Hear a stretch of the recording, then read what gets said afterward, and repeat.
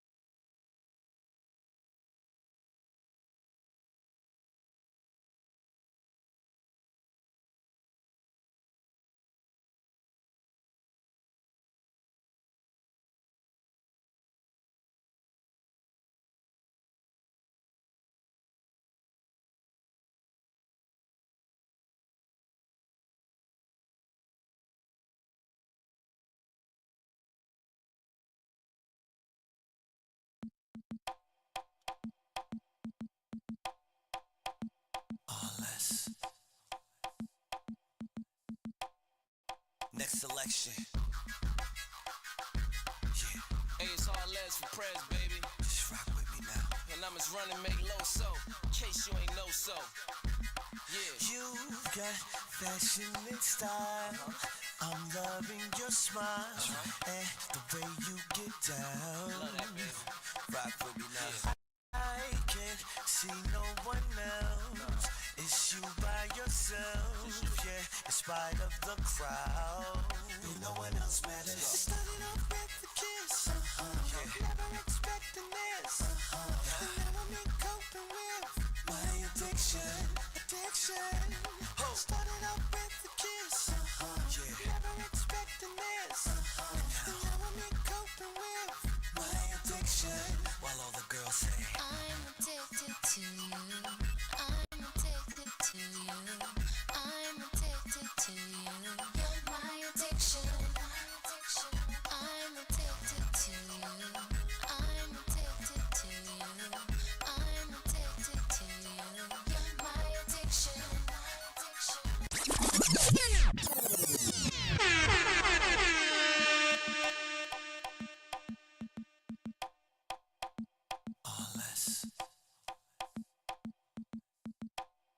next selection. Hey, it's all less for press, baby. Just rock with me now. And I'm just running, make low so. In case you ain't know so. Yeah. You've got fashion and style. I'm loving your smile and the way you get down. Love that, baby. Rock with me now. I can't see no one else. It's you by yourself, yeah, in spite of the crowd. Baby, no one else matters. Started off with a kiss, never expecting this. And now I'm in coping with my addiction. Started off with a kiss, never expecting this. And now I'm in coping with my addiction. While all the girls say, I'm addicted to you. I'm addicted to you. I'm addicted to you. You're my addiction. I'm addicted to you. I'm addicted to you. I'm addicted to you. You're my addiction. when I'm looking in the mirror, honey, you are all I see. And it could not be no clearer that I need you here with me. You feel it? Let's go. Hey, I was hoping you'd notice the way that I like to have you around, yeah. Listen, and you will find that your heart beats for me. Girl, I hear the sound, and it only gets better. It started off with a kiss, never expecting this.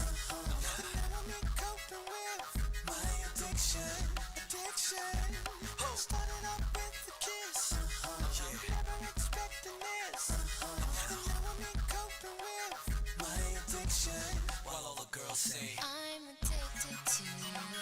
I'm addicted to you. I'm addicted to you. You're my addiction. I'm addicted to you. I'm addicted to you. I'm addicted to you. You're my addiction. Yeah, now let me find out. I got you, Amy, wind out. I get them hooked like I threw a fishing line out. My white girl keep me fed or lined out. I'm 2G, so I stay Gucci signed out. Let me find out. I got you, Amy, wind out. All right, y'all. Y'all know what it is. Y'all know who it is. Mark Fuller, Team Alliance. Let's talk about HEX Baby Volume 16.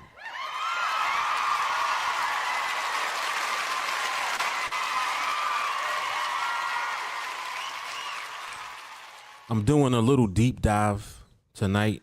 I want to go into some social media content posting from a gentleman. His name is Decentralized Me. He is one of the people who have been presenting the detailed information that has been gathered by many other individuals, in fact, throughout the HEX ecosystem. These are people that are invested in HEX in some form or fashion. You know, when I say HEX, I'm referring to the entire ecosystem. I'm not just talking about the HEX token in particular. When I say HEX, I'm making reference to all of the tokens on the PulseChain blockchain. HEX being the first token that was released that was actually launched on the Ethereum network before PulseChain existed. So me saying HEX, I'm just referring to where it all started from, where it all initiated from, where it was all conceived from. The reason that PulseChain exists primarily is because of HEX. The founder of HEX, the person that created HEX, saw the fallacies of HEX being limited to the Ethereum network. And what he did was he copied the entire Ethereum network and created a new blockchain, which is an exact copy of the Ethereum network, broken down with different numbers. In other words, the amount of supply, the way that the supply is managed. This actually has a lot to do with what I'm talking about tonight. I want to talk about supply and demand. Supply and demand, and how important this is when it comes to creating wealth and investing. Now, crypto, in particular, it happens to be, in my opinion, the best way to create wealth today, period. As it becomes more popular, of course, you're going to have more people doing more things. It's going to be more difficult to sift through what may be the better opportunities that are available in the space.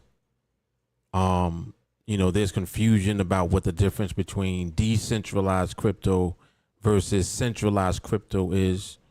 You know, so there's a lot of, I would say, fogginess in the crypto space overall, but there's a lot of clarity in the HEX ecosystem space. There's a lot of clarity in the decentralized crypto space because of HEX, because of PulseChain, because of Richard Hart, and just because of the people that are involved in Richard Hart projects. This is a guy that is allegedly a billionaire, early Bitcoin miner. He was able to acquire a lot of Bitcoin at 50 cents. Just to put this in perspective, he acquired Bitcoin very early, and I don't think he sold any of it.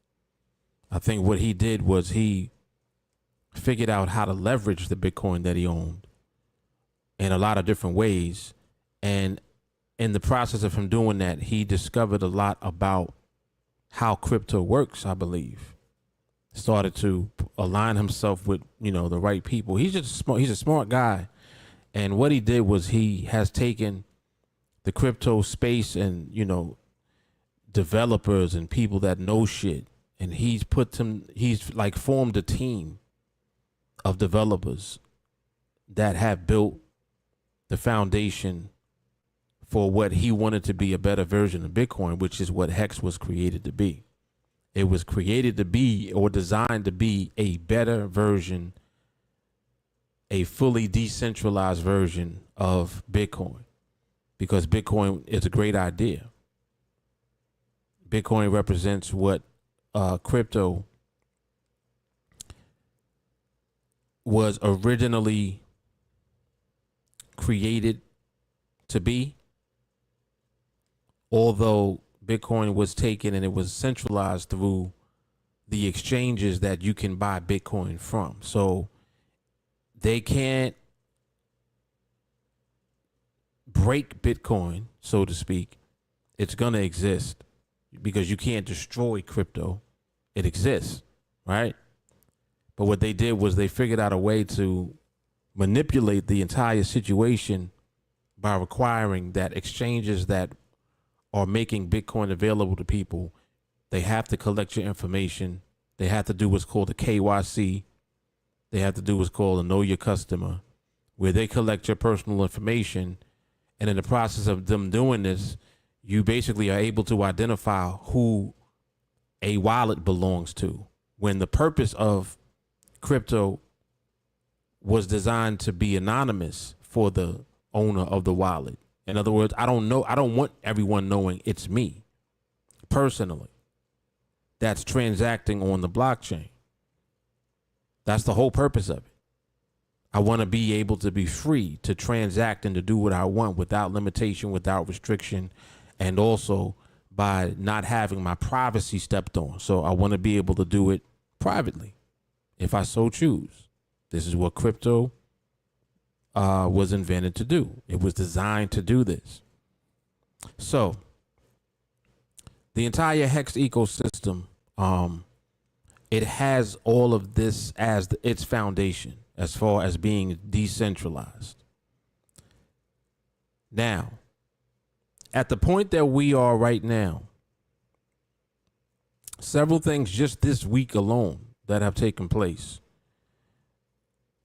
had people wondering what the hell is happening. What is going on? Something's happening. Something's going on. Oh, wow. He's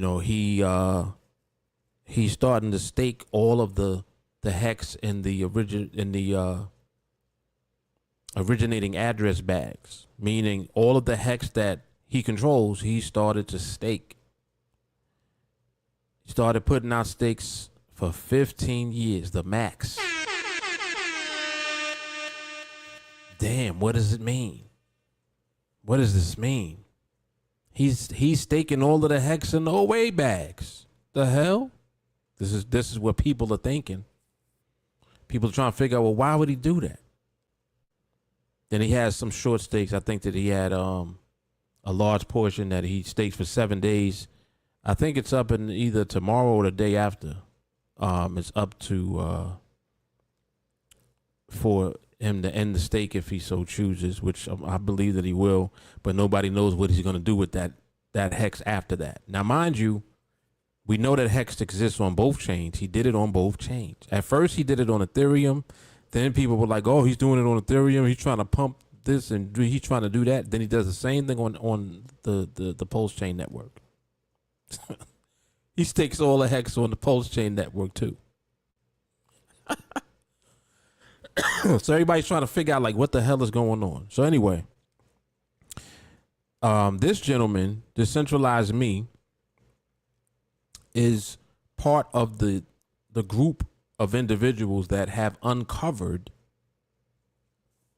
all of the details and all of the things that Richard Hart has been saying, or I should say, whoever the originating address, whoever is the person or the team or the people in charge of the OA or the originating addresses for the entire ecosystem. So that includes HEX, PulseChain, PulseX. Whoever that is, Decentralized Me and a group of others have been uncovering specific details of information and clues and bits and pieces of information that have been communicated through blockchain. This is another reason why the whole idea of freedom of speech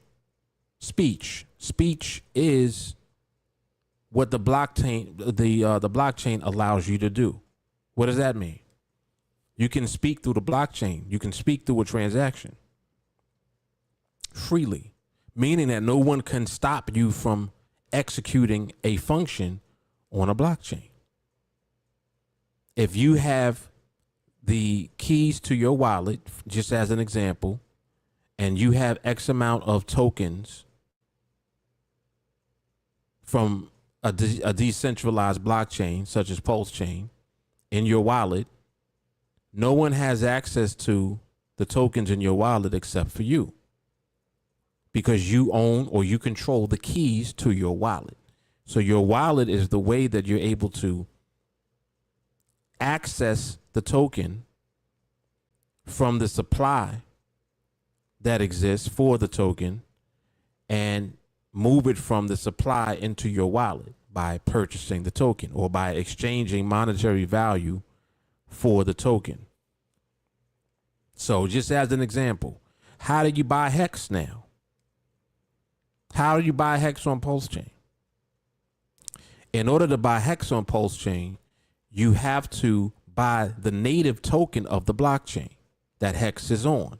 So HEX being on PulseChain means that you have to buy Pulse first. So when you either, let's say you bridge Ethereum from your Ethereum wallet into PulseChain, the money or the value moves from your Ethereum wallet on Ethereum into your PulseChain wallet. It moves across. So let's say that you're moving Ethereum. If you move Ethereum from your Ethereum wallet into PulseChain, on PulseChain it becomes wrapped Ethereum, right? So now once you have wrapped Ethereum on PulseChain, you can use the wrapped Ethereum to buy Pulse. Or you could actually use the wrapped Ethereum to buy HEX. You actually could swap wrapped Ethereum for HEX. So actually, you don't necessarily even have to buy Pulse first, but you do have to move your value into PulseChain first. So money has to come into the PulseChain network somehow. It can come in by you moving Ethereum into PulseChain. And if you do it that way, your Ethereum becomes wrapped Ethereum on the PulseChain network. And then you can use your wrapped Ethereum and swap that for whatever token you want on PulseChain. Another way that I do it personally is I use CashApp and I go to a website called PulseLN.com. And in CashApp, you can buy Bitcoin. I buy the Bitcoin in CashApp, and CashApp uses the Lightning Network. So this means that the transaction is instant. From CashApp, the Bitcoin that I bought, I can go to PulseLN and I can exchange that Bitcoin for Pulse. So it moves from Bitcoin into Pulse.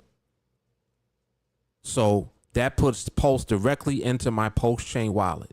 So the same way that if I was moving Ethereum across the bridge into PulseChain, it would go from Ethereum into wrapped Ethereum. The way that I do it is I take my Bitcoin from my CashApp wallet and I move it into my PulseChain wallet directly by exchanging the Bitcoin for PulseChain, or for Pulse, I should say, the Pulse token. So once the Pulse, the value rather is on the PulseChain network, then you can swap it for whatever you so choose. So in other words, this is how you buy HEX. You either bridge Ethereum over into PulseChain, or you do it the way I do it, and you take your Bitcoin from your Cash App wallet and you exchange that for Pulse on PulseChain. And then once you have either wrapped Ethereum or you have Pulse on PulseChain, then you can use that and swap that for HEX. So I just use that as an example to show you the way that you obtain HEX. You actually have to use PulseChain first. So there's no way for you to move the funds directly into HEX on the PulseChain network. You either have to move Ethereum and it becomes wrapped Ethereum, or you have to somehow buy the PulseChain token first. And this is very powerful because what this does is it makes PulseChain the strong token on the blockchain, because everything requires, or everything that you want to use is requiring Pulse to be used first in exchange for it. So it's bonded to everything on the platform. Okay. I'm doing this also for people who are new that may not understand anything that's going on at all. So I kind of just, I do the basic communication to explain the way that the blockchain works, the way that transactions work, the way that you can basically put your monetary value into the PulseChain network. In other words, how do you invest in the PulseChain network? How do you buy HEX? How do you buy PulseX? This is how you do it. You get wrapped Ethereum or you get Pulse, and then you can swap wrapped Ethereum or Pulse for any of the tokens that you want to. Okay, so now let's quickly talk about Decentralized Me and the group that he has been working with. There's another guy called P. Maxi, which is 9 Iron Capital on Twitter. He's actually the guy that is like a nerd. He's like a developer nerd. There's a whole group of devs, developers, and IT people that are involved in the PulseChain community. Fortunately, because these people are smart, they're able to break down and dissect all of the things that are going on the blockchain. A lot of this information that has been uncovered and has been posted on social media and that's being revealed to us, it's helping us to make more educated decisions on the way that we're building our wealth and the way that we're acquiring the individual assets on the blockchain. So just as an example, Decentralized Me and all of the information that he's posted videos, he posts on Twitter. As I've watched it and I've acquired more information and I started to understand the narrative of PDI and having a native stable coin on the blockchain, like all of these things were planned before PulseChain even came into existence.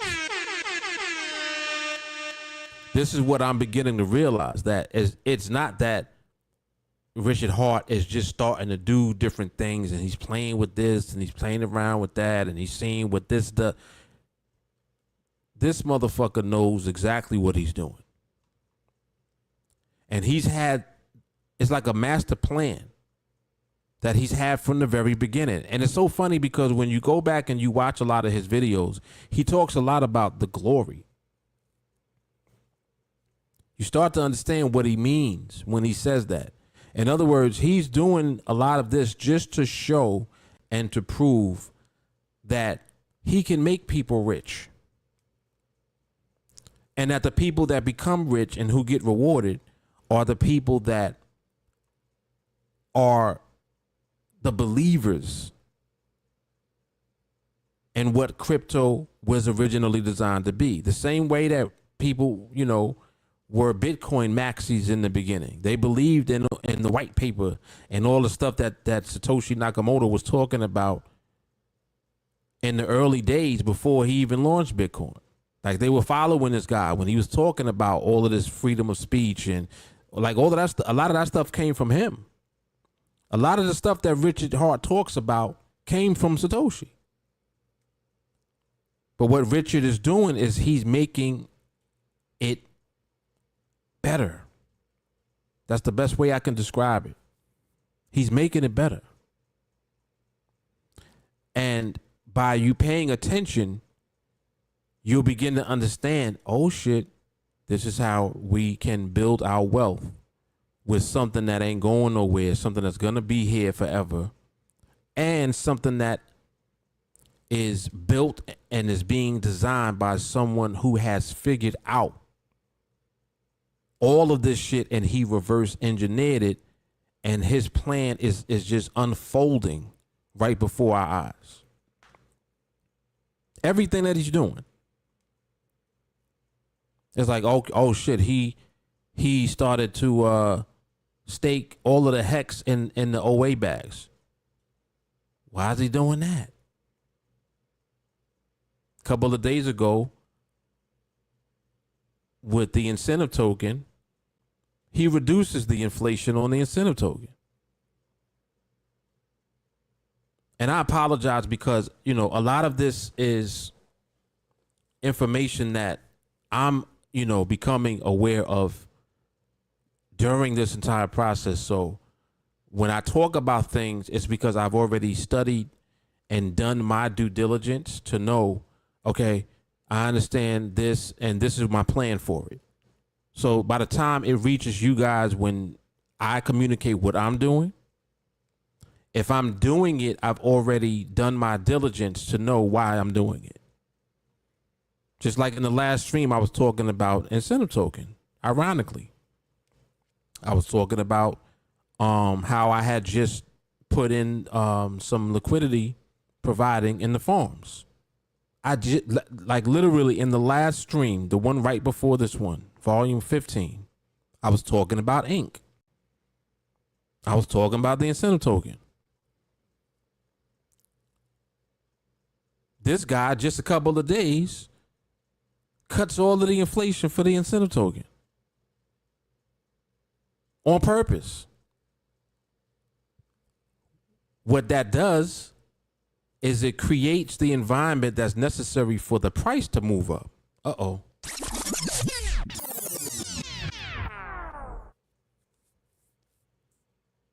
I'm trying to tell you guys, like, you got to be smart enough to follow the people that know what the fuck they're talking about. Just like how a lot of you have followed me for years. And I teach you about trading. I teach you about the psychology of trading and all that type of stuff. Like, there's a reason that I'm consistent when I'm trading. There's a reason that I'm able to generate cash flow consistently. A lot of it has to do with your mindset. The majority of it. So mindset applies across the board. It's not just limited to trading. It's also applicable when it comes to investing and building your wealth. It's the same shit. All right. So anyway, so as I was saying, this guy really has, this plan is literally unfolding right before our eyes. Right?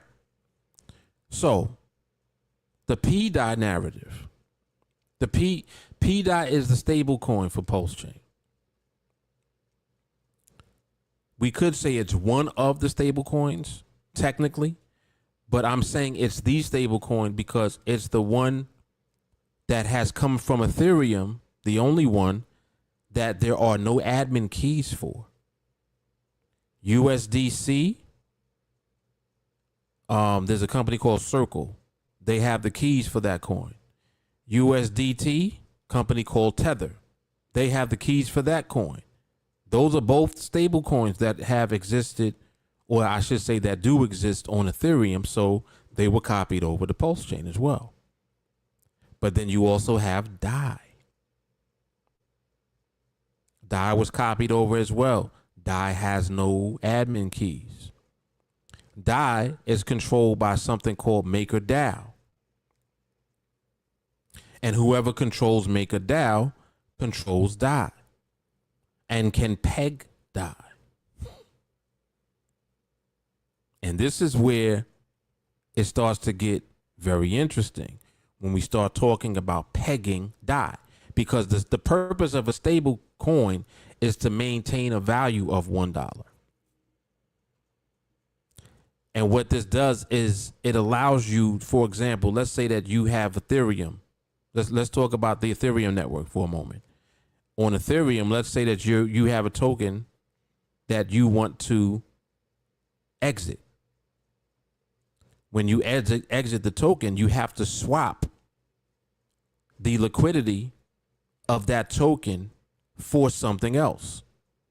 So if you swap it into your stable coin, then the USD value of the token is now transferred into the stable coin, which is priced at $1. So let's say Ethereum is priced at $2,500 and you want to sell 10 Ethereum. When you sell those 10 Ethereum, you can sell them and you can put the value of those Ethereum when you sell them into the stable coin priced at $1. So 10 Ethereum, 2,500 in price, is 25,000. So 25,000 would go into your stable coin and 25,000 would just sit there because the stable coin is priced at $1. Right? So this is the purpose of a stable coin. The value of that coin remains at $1 so that the monetary value that you transferred into it maintains its value. That is the purpose of a stable coin. So now, when PulseChain was copied from Ethereum, everything on PulseChain was copied. Everything on Ethereum was copied over to PulseChain. So everything that existed on Ethereum exists on PulseChain. And this is at the time of the fork, meaning that at the time of the transfer of all of the coins and tokens that existed at that moment on Ethereum now exists on the new blockchain, PulseChain. Same, it's every token, all of them are over on PulseChain. Now, initially, it didn't have any value, so there was only ratios between the tokens that were being transferred back and forth between each other. But there was no monetary value transferred until money was moved into the bridge. In other words, money was moved from something into PulseChain to give the monetary value to the tokens. So that's when you had money moving from the bridge from Ethereum into PulseChain. That's when you can move your Ethereum into PulseChain, and that Ethereum goes to PulseChain, becomes wrapped Ethereum, and then you can use wrapped Ethereum to buy or to transact with any of the tokens on PulseChain. And this liquidity is what has given value to the tokens on PulseChain. So I don't mean to be technical like this, but like I said, I do this to try to help educate people along the way as I'm doing the stream. So anyway, let's talk about this. Let's talk about this this tweet. Let's talk about it.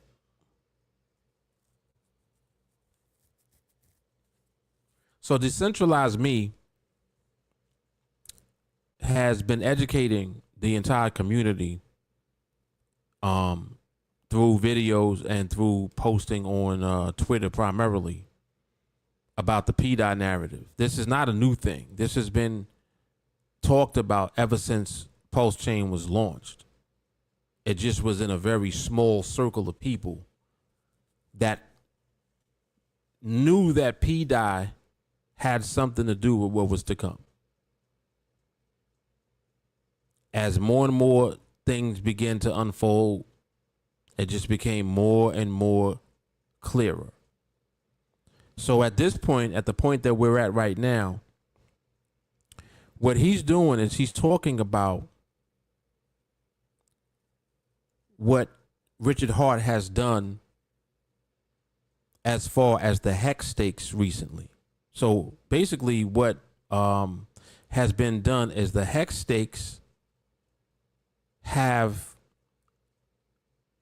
been made by the originating address,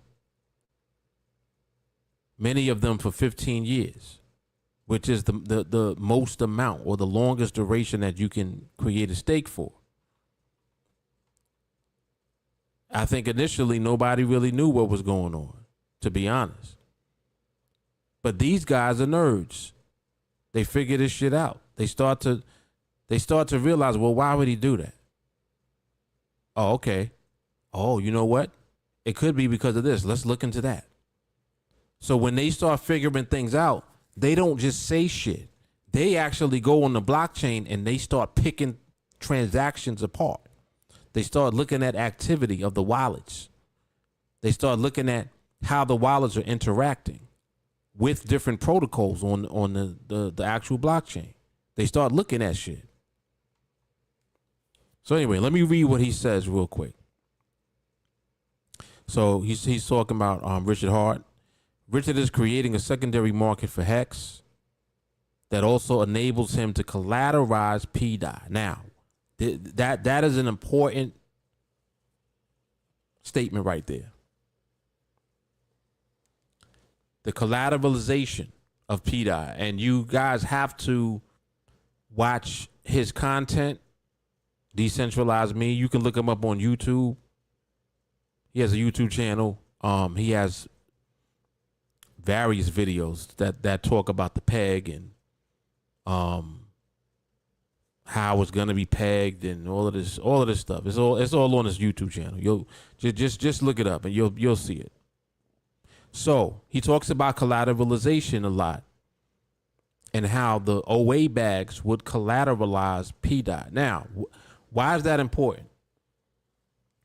If you think about the OA bags, what Richard is doing by controlling the majority of the tokens for all of these coins. So right now I'm referring to HEX, PulseChain, and PulseX in particular. What he's doing by controlling or by holding the majority of the tokens is he's ensuring that no one will be able to go against things that he wants to do in order to pump the value or to increase the value of the tokens at various points in time. I'm telling y'all, this master plan is crazy when you think about it. Typically, when it comes to supply and demand, this is how supply and demand works.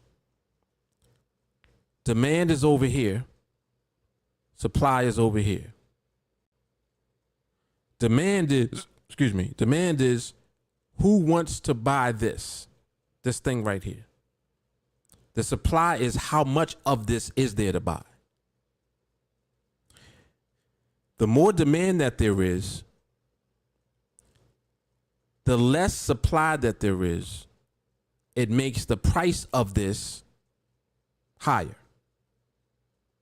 You have high demand, or let's say you have a lot of demand, and you have not so much of the supply, it makes the price of what you do have go up. You're following me? This is just basic economics. Basic supply and demand. So if he is controlling the majority of the supply and his goal is to hold on to the supply forever, meaning I'm not gonna have the supply here and then I'm gonna wait for the price to go up and then I'm gonna start selling shit.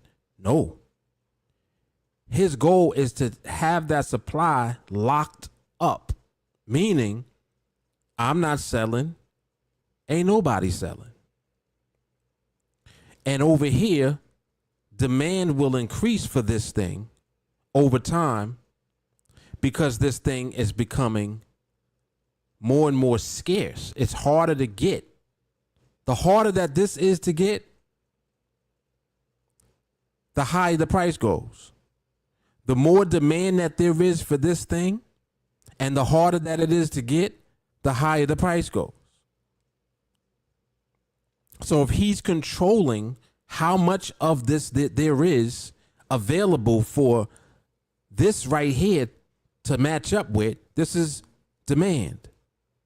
He's controlling how much of the supply that can be matched with the demand.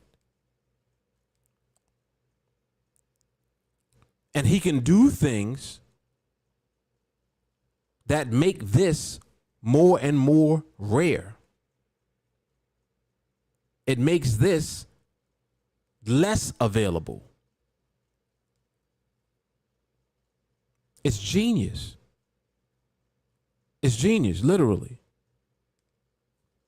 This is the same concept in markets in the past that people have used when they will make a reference to cornering the market. You ever heard somebody say that? Oh, they cornered the market. This is what that is. It's the same idea. If you control the supply, you control the price. Simple as that. So now the next layer is, well, why would there be demand? Why would people want it?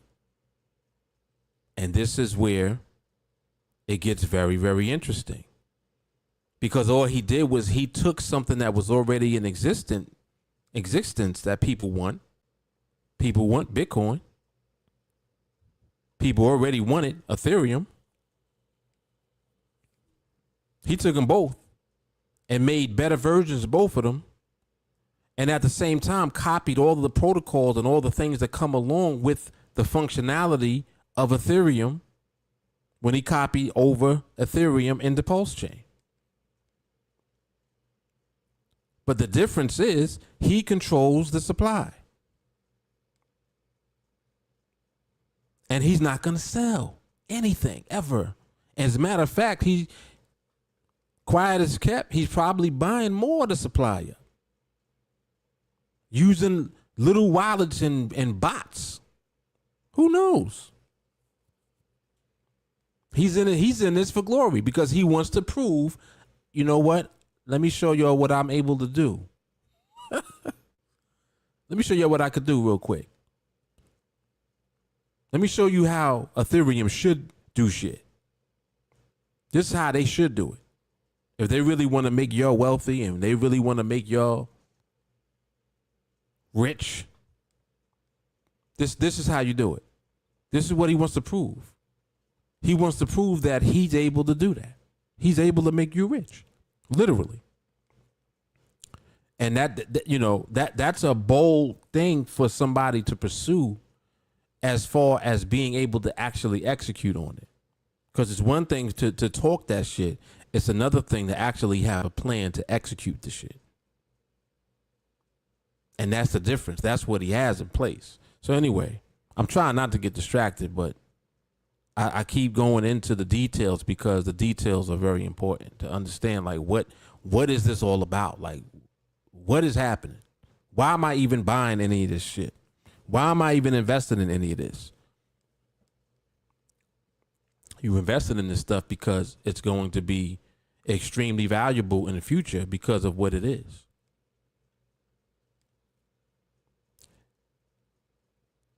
This is all solving a lot of problems in the financial world. This is also solving a lot of problems in the privacy world. What do I mean by that? Well, in decentralized finance, nobody knows how much wealth you have. That's the whole point. Nobody knows it's your wallet unless you tell them.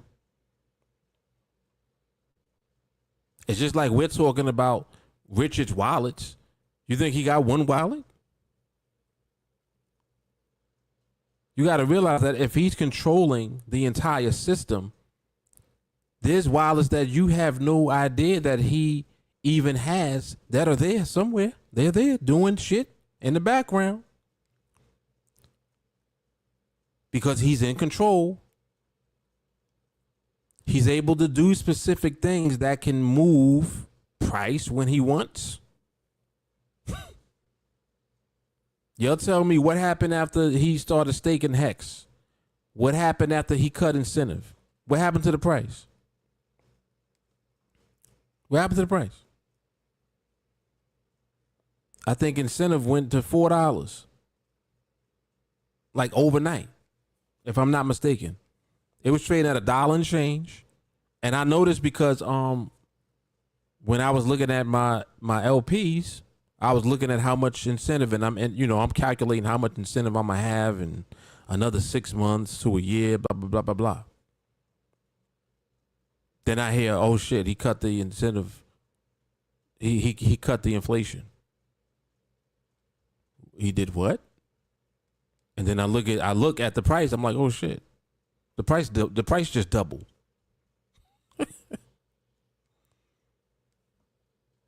He's creating the environment for the price to pump up.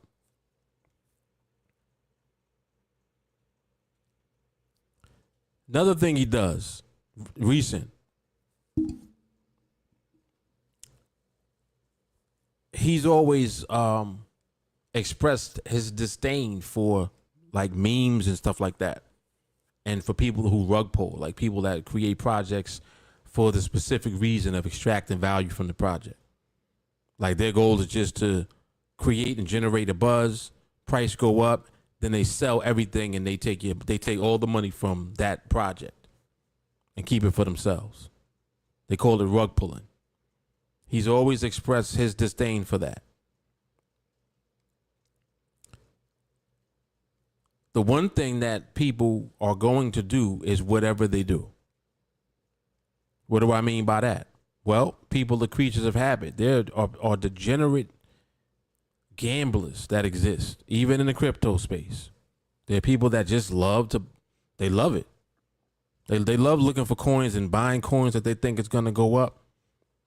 Put money over here, money over there. It's almost like betting. It's like gambling. What does he do? He creates a protocol, pump.tires, works the same way as pump.fund, which is a protocol that made, I forgot how much money the dude made just from the fees, $200-something million, something crazy like that. Just from the fees. In other words, because of the volume on that platform, this guy made millions of dollars because people love to gamble. So what does he do? His team launches Pump.Tires, a platform where you can create your own meme coins. People love meme coins. They love it. What does it do? All the transactions that take place on this platform, the whole platform is based in Pulse. Not US dollars, Pulse. So this means that everything that you're doing is using Pulse liquidity. Every transaction from that platform is literally burning Pulse.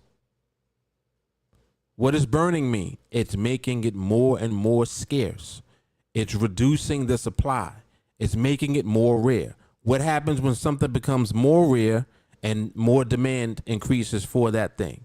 What happens to the price? Price goes up. So he literally created a way for Pulse to burn. Because to my knowledge, Pulse was inflationary. But now it's deflationary. Or it was certain elements of it, like whatever it was. In other words, now Pulse is becoming more and more scarce. What is that doing for price? Over time, price goes up. That's what it is. The same way PulseX has the buy and burn built into the token. Every transaction made on the PulseX DEX is buying and burning PulseX. Meaning that token is becoming more and more rare, more and more scarce over time because it's burning. This is all of the things that he has created by design for all these tokens in the ecosystem. It's insane. Anyway, so he has all this going on. And then the whole thing with PDI that Decentralized Me and these other group of individuals have uncovered, it takes this whole thing to a whole nother level. So let me finish reading this.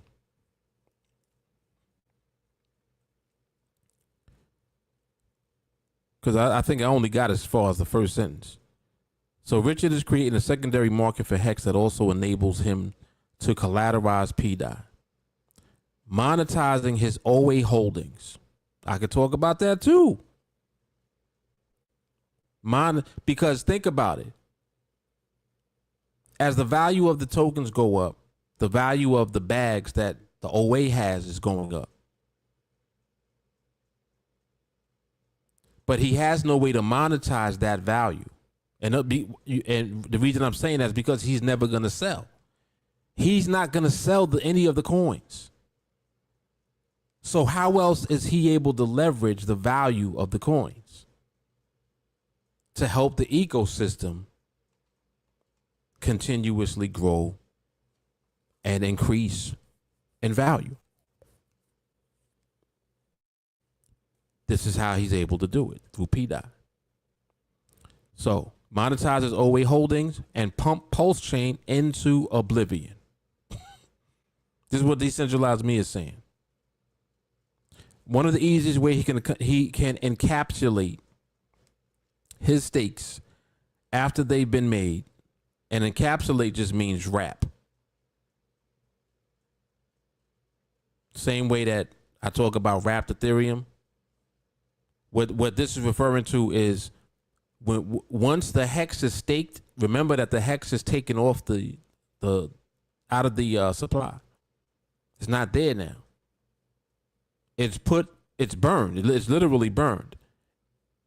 It will come back into existence at the end of the stake. But it still has monetary value. So if you can encapsulate or you can capture that value after the stake has been made, then you can utilize that value for something. This is what Decentralized Me is talking about.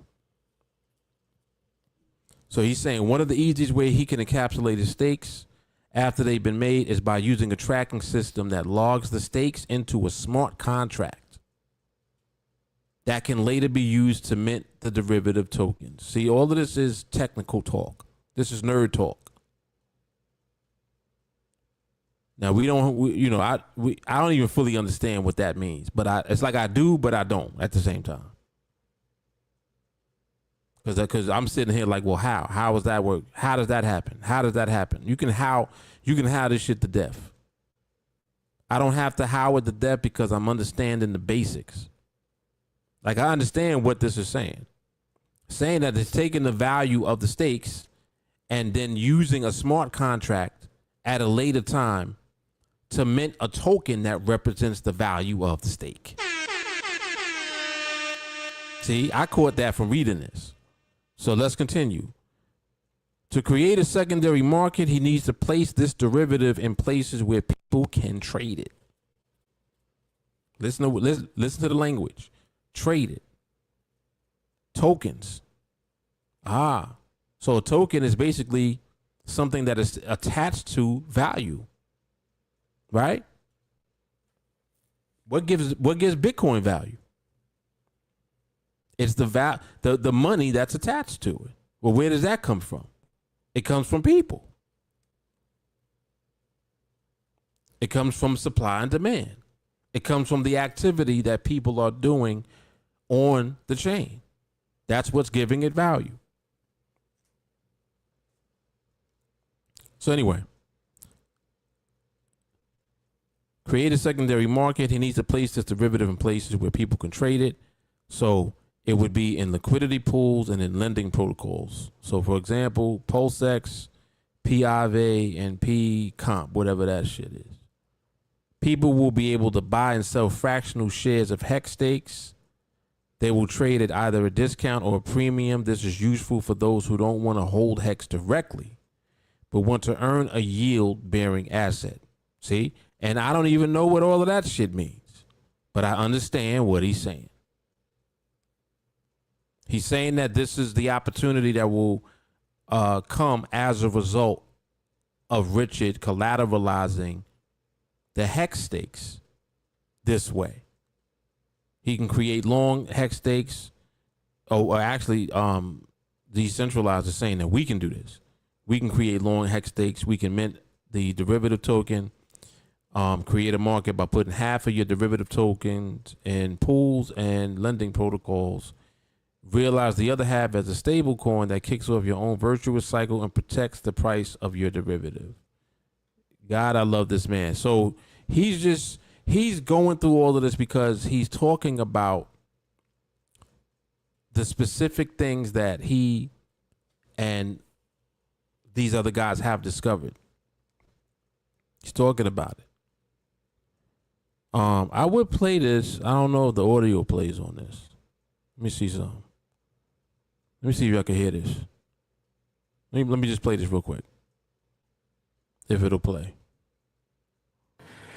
Part of the reason why HEX appreciates as much as it does is because we reduce the velocity to zero by locking it and staking it. And so you reach this dilemma, which is if you create a layer 2 system where... All right, let me pause it there. Did y'all hear that? Can y'all hear that? If y'all can hear that, I'm going to let this clip play. It's 2 minutes. This is Richard Hart talking, by the way. Just let me know in the comments if y'all can hear that. If y'all can hear that, I'm going to play it.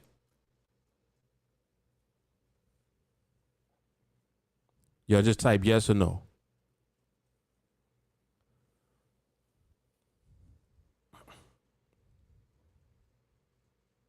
You can't hear it. Okay, cool. All right, let me play that real quick. Carrie, I'll come back to your question. All right, listen. So this is Richard Hart talking. Part of the reason why HEX appreciates as much as it does is because we reduce the velocity to zero by locking it and staking it. And so you reach this dilemma, which is if you create a layer 2 system where a giant stake is created, a giant 15-year stake, and then people can purchase shares in that stake, is that virtual supply that is created? And does it therefore increase the velocity and then decrease the demand? And I would have thought originally yes. And so I wouldn't have originally wanted to have seen people build layer 2 encapsulated stakes and then issuing shares of HEX stakes on other chains or on other networks. But then I switched my mind on it, and I'll tell you why. You know, the Grayscale Trust is the same thing. It's encapsulated Bitcoin ownership. So the Grayscale Trust raises money through private placement memorandums for private investors. They use that money to purchase Bitcoin. And then those people that invested in the private placement, they don't have any right to redemption. They can't actually turn those shares back into Bitcoin. The only thing they can do is after they wait 6 months, resell those shares on the open market, OTCQX, et cetera. And historically, there's been about a 20% premium. Recently, there's been a discount.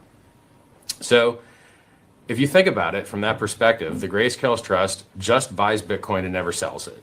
How could that possibly be bad for price? I mean, that's enough right there. Did you hear the last part of what he said? He said that the Grayscale Trust just buys Bitcoin and never sells it. So you see what he's doing with HEX. He's doing the same thing with HEX that the Grayscale Trust has done with Bitcoin. This is why Bitcoin will forever increase in price, because they are never going to sell those Bitcoin. And more Bitcoin is being removed. And also, if you didn't know what the Bitcoin halvening means, the Bitcoin halvening is the reduction of the inflation. Bitcoin is supposed to inflate until it reaches whatever the number is. I think it's 20 something million, 23 million or some shit. I could be way off. I forgot what the exact number is, but whatever the number is for Bitcoin to reach, it's going to, there's going to come a time where it's going to stop being minted. But until that time, every 4 years, the inflation cuts in half. So the hash rate cuts in half. So say, for example, that the hash rate is, 1 Bitcoin. 1 Bitcoin is made, I don't know, every month. When the hash rate is cut in half, that means 1 Bitcoin is made every 2 months. You cut it in half again, now it's going to take 4 months. Cut it in half again, now it's going to take 8 months. So every time you cut it in half, it doubles the amount of time that it takes. That's like a simple way of explaining the way that the inflation is being reduced. So anyway, yeah, that was just a deep dive into what Decentralized Me brought up. And then I like to look at these comments too, because they will ask him stuff about what he posted. Let me see if there's anything interesting here that he was talking about.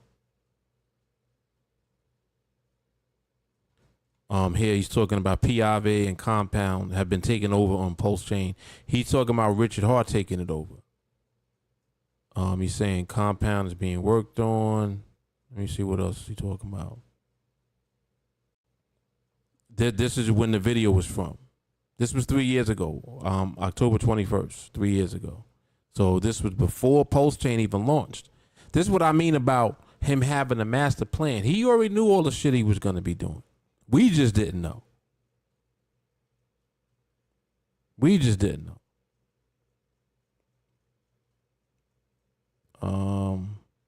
Let me see if there was anything else here. No, that's about it. All right. Yeah, so I just wanted to cover that. Wanted to deep dive into that and just talk about how PDI and the whole idea of having a native stable coin is very important for the success of the blockchain, because it allows the OA bags to be monetized by pegging PDI, right? That's one thing that's happening. And by being able to maintain the peg, he himself can actually buy all of the tokens, thereby increasing the value of the tokens. Like you don't realize that he buys tokens, and when he buys tokens, he doesn't sell them. So the more and more supply that's being removed from the market by whoever's buying it, it's going to increase the price of the tokens. And when you have more and more of the tokens being bought and less of the tokens being sold, the price pumps tremendously. So this is the idea. This is what he's doing. This is what the plan is. This is what the plan is. This is why Decentralized Me was saying he's gonna pump PulseChain into oblivion. This is what he's talking about. He's creating a money printer. A literal money printer. And only people that believe early, see, listen, this is another thing too. In order for you to get rich from Bitcoin by being someone in the beginning that had access and was able to acquire your, Bitcoin, either by buying it or by mining it, however you got it, you had to believe. You had to believe in all the shit that Satoshi Nakamoto was talking about. If you didn't believe, you would have sold the Bitcoin just like the dude that sold 20-some thousand Bitcoin. Was it 20-something? However many Bitcoins he sold for pizza. The guy that sold his Bitcoin for pizza. You would be one of them. Oh, this ain't worth shit. So early on, you got to be somebody who believes. My thing is, we already know what creates wealth. You acquire an asset over time that's going to appreciate in value. And you acquire an asset that will appreciate in value as a result of the monetary system. What do I mean by that? Well, the monetary system inflates constantly. We are always seeing the prices of everything go up. Groceries, real estate, your rent be going up. The cost of rent goes up all the time. Price of cars go up. Everything that you buy, when you go to shop, price of everything that you buy, it goes up. You don't see prices of shit going down. So why do prices of things go up in the economy? It's because money itself is constantly being printed. So it is increasing its own supply. And by the money supply increasing, the prices of everything is going up because your dollars have less value. This is economics.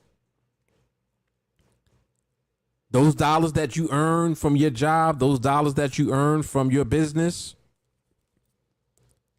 you need more of them to buy shit because everything that you want to buy, the price keeps going up because that's where the value of the new money is going. It's going into increasing the price of everything, which is reducing the value of your dollars. So that money goes everywhere in the economy. It goes into real estate. It goes into assets. It finds its way into assets. This is why the stock market just always goes up. Historically, stock market has gone up over time.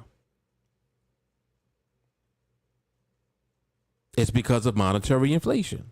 The same reason that real estate has gone up over time. And this is with crashes. If you add the crashes in between, the prices still go up. You ever remember the COVID crash? I was on live on the day during COVID when the stock market had the largest drop since 1929. The largest drop. It was the same day that Bitcoin went under 4,000. I think Bitcoin went to like $3,800 on the same day. Stock market continued to go up, did it not? Bitcoin continued to go up, did it not? So we know that this is how you build wealth. You acquire what? Assets. This asset, this crypto space, and specifically this HEX ecosystem, this shit is different. Because everything that has already been done, what HEX is going to do is not going to be even comparable. People are not going to believe at all like that it even happened, but they're going to see it happening. It's very similar to, the way that Bitcoin, the way Ethereum, the way that they just over time increased. It's like you're sitting there looking over months, years. It's like, oh shit, this the thing. This I remember when this was $50. I remember I had spoken to someone that knew about Bitcoin when it was $9. He said, yeah, I remember when it was $9. But he wasn't a believer. He didn't believe in it. So he couldn't have bought any. But what did he do? Years later, oh shit, Bitcoin is $1,000? I remember when it was $9. Then what happens? The day comes, Bitcoin is $2,000. Then it's $5,000, $10,000, $20,000, $50,000. Just keeps going up. Now, mind you, see, like this, the reason that I'm even bringing that up is because I'm just showing how things happen without you. Things happen without you. So when you have an opportunity to do something, and when you learn about what it is and you realize, oh shit, I think this is the best opportunity that there is. Like, that's the conviction that I have with this ecosystem. Now, some people may feel like that about whatever their thing is, and that's cool. But my thing and my conviction is always based on facts. It's always based on information. I give you a good example. You'll have people be like, "Oh yeah, I heard about HEX, but yeah, ain't he being sued? Nah, I don't like that. Nah, I'll pass." They won't invest in it because he's being sued by the SEC. Okay. Well, Coinbase is being sued by the SEC. Crypto.com is being sued by the SEC. XRP was sued by the SEC and lost. A lot of people, a lot of coins have been sued by the SEC. Does it mean much? Not really. In fact, in this particular case, what it actually did was it created an opportunity for you to buy more of the same shit that you believed in to begin with at even better prices. It allowed you to get more. Some of y'all don't remember. What are we in 2025? I forgot when it was, but it was sometime in 2023. It had to be 2023, or maybe it was 2024. But I did some video. I was talking about how much HEX you can get for $100, and the amount of HEX that I was able to get for $100 earlier that year. Yeah, so this was 2023. Earlier that year, I think I had paid $1,600 for the same amount. Like, literally, I paid $1,600 for the same amount of HEX that I was able to get for $100. So it cost 16 times less. Most people, they look at that, oh man, you lost money. I don't see it like that at all. I smell opportunity. I smell big opportunity.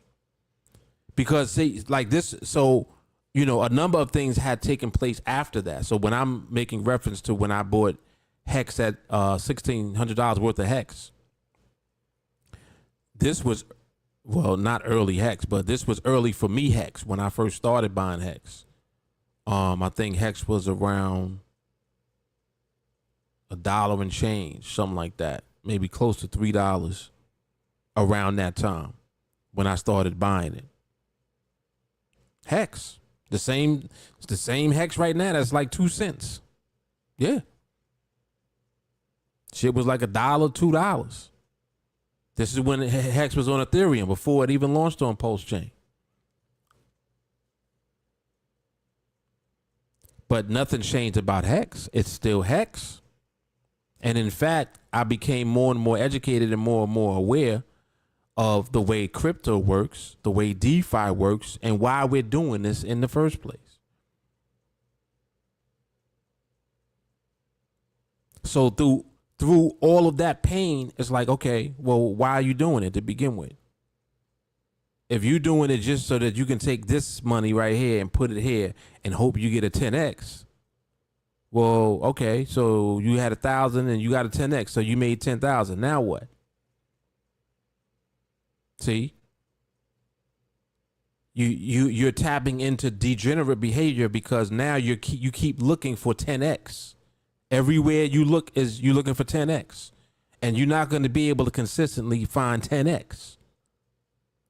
You're going to be looking all over the place. There's literally millions of coins. You're going to start looking at all of the coins and doing all the things, all of the bullshit. Next thing you know, you don't have no money. Cause now you're trying to pick. Oh Lord, let me throw 100 over here, see if that pops. They saying this could do 100x. Throw 100 over there. And you throwing all of these hundreds and ain't none of them popping. Maybe one or two might pop. That's trading in a space where you should not be trading. See, and I said this a long time ago. This is when I first started even talking about Bitcoin on social. I said, don't ever trade Bitcoin. Don't trade Bitcoin. If you buy it, hold it. I've been buying Bitcoin since 2016 and they ain't sold none yet.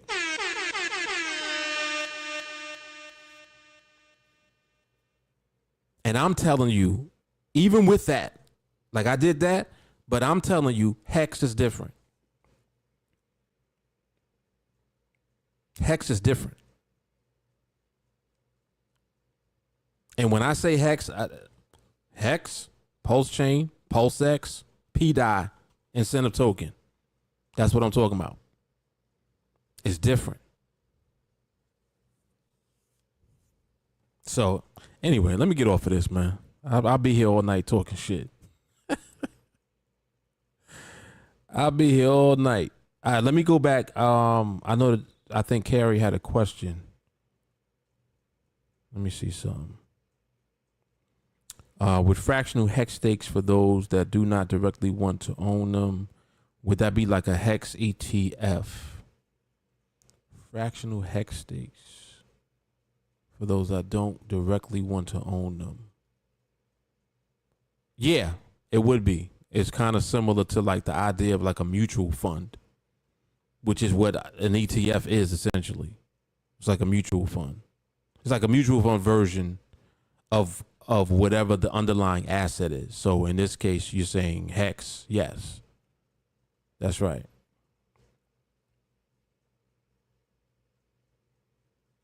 Oh yeah, ain't to 400 off rip.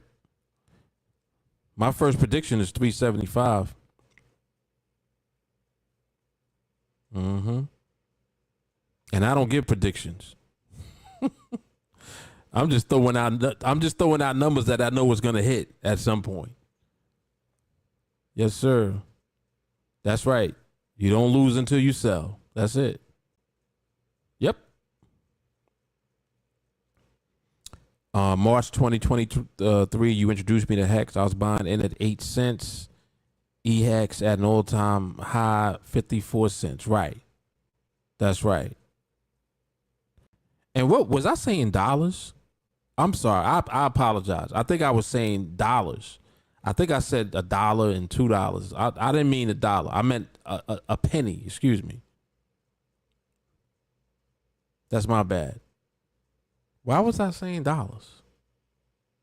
Hey, I must be talking about. I see. That's what it is. I'm talking about the future. I'm in the future.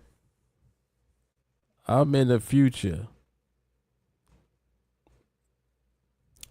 Now it's a fire sale. Get it while it's hot. That's right. Yep.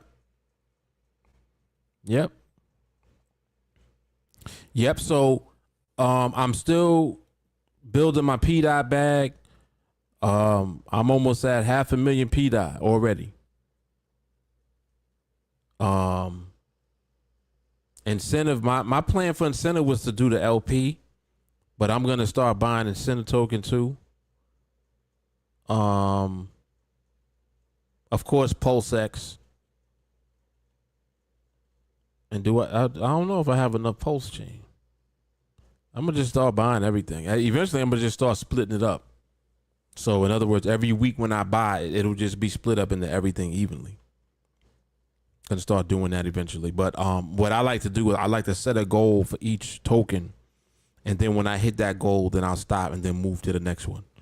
So my first goal for PDI was 500,000. So I'm almost there now. My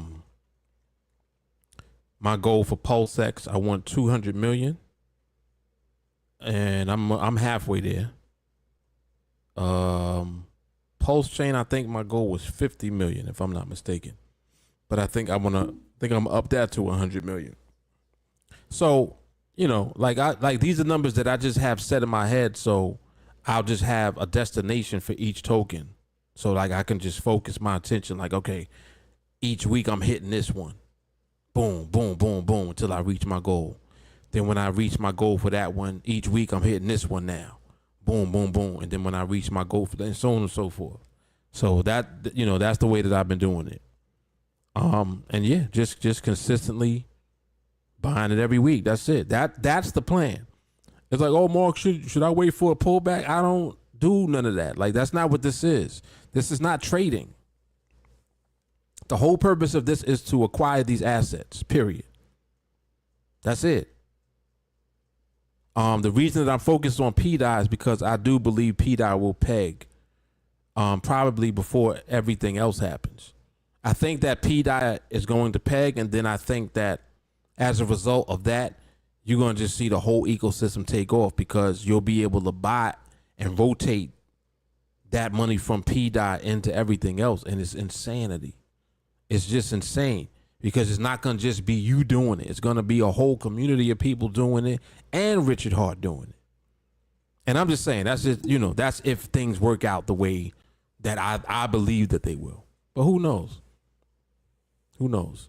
If it don't work out that way, I don't even care, because I'm still going to just buy everything. I'm still buying shit. That's it. Building the bags up. If nobody else want to buy them, I'll do it. I'll buy it. I'll buy it. All right, so let me wrap this up. Go grab something to eat real quick. If y'all had any questions, y'all can shoot them in the chat real quick. I'll give y'all about a minute.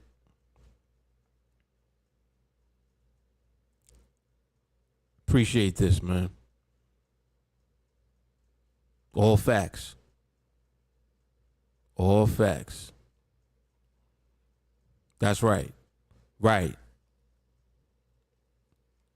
That's right. Ours has been making moves. The community is still waiting for the SEC closure. Exactly. There's actually a lot of money sitting on the side waiting for them to make a decision about that the jurisdiction for the SEC. A lot of money sitting on the side still, like big money. Man, I'm telling y'all, man, like it still has not started. That's what is still exciting to me. I'm like, damn, you telling me I can get more of the shit? Yes, yes, yes. I'm buying more and more and more. I'm building bigger bags. You know, and bigger bags just makes you're able to see crazy numbers sooner. That's all it is. Because crazy numbers is coming regardless. It's just a matter of, you know, of when, or a matter of time. It's crazy. It's crazy, man. Stick to the plan. Yep, my pleasure. Always a pleasure, Kerry. You see what XRP did, SEC investigations of bullets. Yeah. Yeah, that's all it is. They want some money. That's all it is. That's all it is. Because they had tried to, I think that they tried to reopen the case, or they did, what do you call it? What do you call it when somebody lose a case? Oh, they appealed it. I think the SEC, they did an appeal. But they might have thrown it out with the new administration. I'm not sure. But we're gonna see, man. It's gonna be interesting. This is a very interesting ride. I will say that. All right, y'all. Let me wrap this up. So this is let's talk about HEX, baby, volume number 16 in the bag.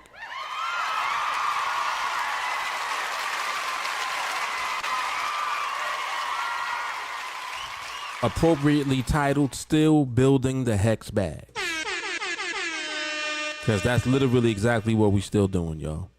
All right, man. I'm out. Y'all know what it is. Mark Fuller, Team Alliance. I'll see y'all in the next one. Love, peace, and soul. Y'all be easy. Deuces.